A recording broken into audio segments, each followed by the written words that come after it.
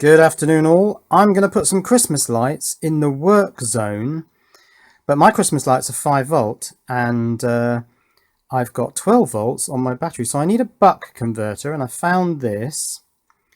Now it's very tiny. What's that, about 3 centimeters by 2, but I think it's probably quite juicy. That looks like a MOSFET there because all 4 legs are connected together there. 3 legs connected together. They'll be drain and source, can't remember which way round. And then 1 pin is different and connected elsewhere, that's the gate. So fairly juicy MOSFET, big diode, fairly big inductor. So this should be able to provide the power for my Christmas lights. Let's get on with it. So here's the little module that sets the pattern, and there are 9 patterns on there. In fact, I think you can read them there, and it's got an off, so I don't need an on-off switch, as long as that buck converter doesn't take too much juice while it's just idling. This, you can see when it focuses, is 5 volt on the secondary, so we need to set the buck converter for 5 volts. So let's look out into the work zone, and I hope you can see the Christmas lights there slung even underneath the rafters. So that's what I'm trying to light up. Let's get things wired up. Now this little module doesn't have any mounting holes, only 4 holes for soldering wire, so I'm going to have to mount it by the wire. So probably what I'll do is put a couple of little hooks into the wood, and then this thing can just hang there. I do have to set the pot for 5 volts. What happens if that pot gets damp and the voltage goes haywire? I don't know. Right, in negative, in positive, that's where I'm going to put my 12 volt wires. This is an XW008 FR4. FR4 sounds like the fiberglass PCB, so really it's an XW008. Does that mean it's 8 amps? Yes, it might be actually. Right, well now I was going to solder it sort of holding it like this, but I need about 7 hands. So I'm going to make up a little jig where the wire is blue tacked down there and the module is blue tacked there. Let's do that now. There we are. How do you like that? That capacitor there is blue tacked down, the wire is blue tacked there. Everything's sitting in place and nothing can move. Let's solder it. So 340 degrees, let's solder the positive. Oh, I'll tell you what, it's a revelation, temperature controlled iron. I don't know how I managed without for so many years, because it just juices up. The minute it feels the heat being sucked out, it just juices up. Now let's not forget to put the little bits of heat shrink on the wire before I solder on the fork terminals. Okay, so I'm just going to strip a bit of the insulation back on my wire using this. I don't have to say it now if I show it really close up. Okay, time to test the buck converter. I've no idea what the voltage setting on there is, but I've soldered an LED on there.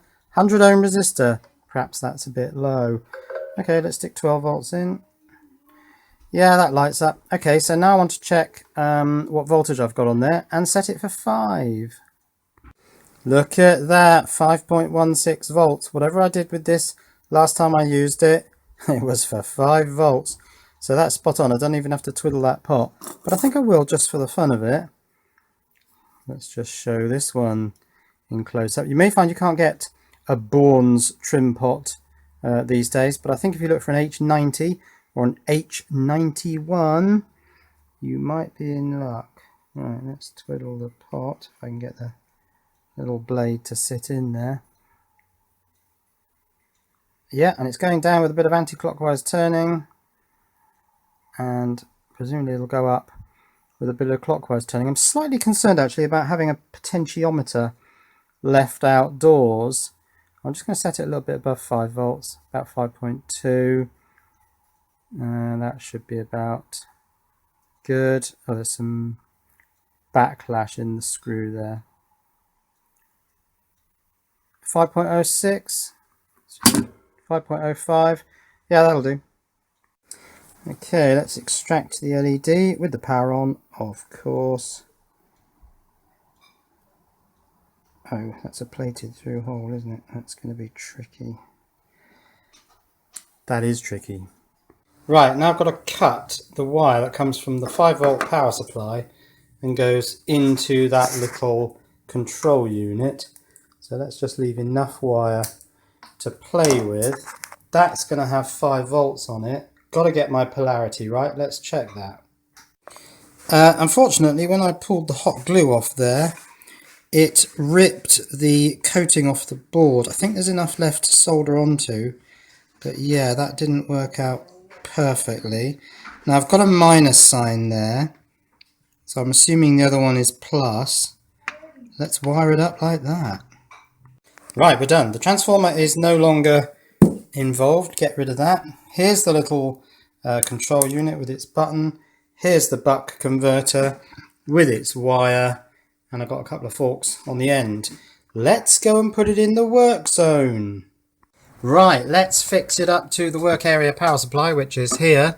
I've now made this my fused positive, so my battery positive comes in here and goes through the fuse. So I'll tap positive off there. That's my negative. There's the little buck converter set to 5 volts. There's the little controller for the lights. There's the wire, and it goes to the lights, and the lights are up here, and they're gonna look nice. Yeah, work zone, work area. I'm not entirely sure what to call it yet. Let's connect. Oh, we're seeing reflections. Oh, we're seeing reflections of blue lights.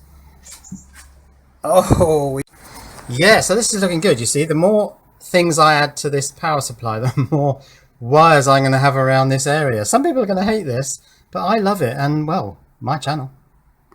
And there it is, done. And don't it look pretty? Okay, let's see how it works. Well, it takes power off my fused positive and my negative. That runs over to my little buck converter, which takes the 12 volts down to around 5.